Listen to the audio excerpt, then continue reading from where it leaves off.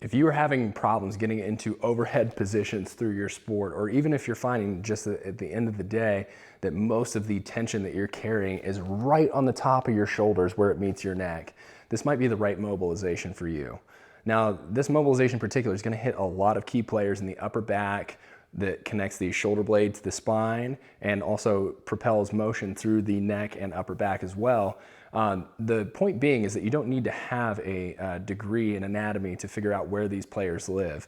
It's really just a search and destroy mission. So what you're going to need for this is a lacrosse ball and a hard surface to lay down on. And how I always start my patients and athletes with this is to take this ball and place it at the top corner of the shoulder blade, approximately about that location.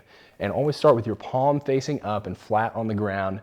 Let your upper back and chest totally relax and shut off for this. And then begin the search and destroy mission.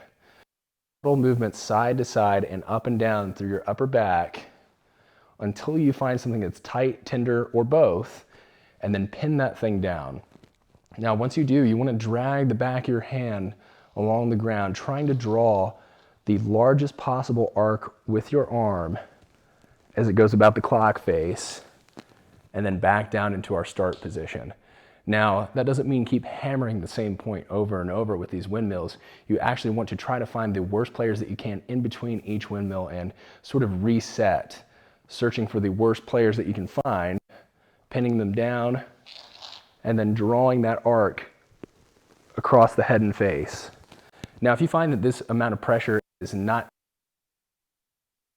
you have the option to create a little bit of a hip lift. I'm not talking about a full glute bridge, but just lifting the hips maybe an inch off the ground will direct a tremendous amount of force in your upper back and really dig into these structures.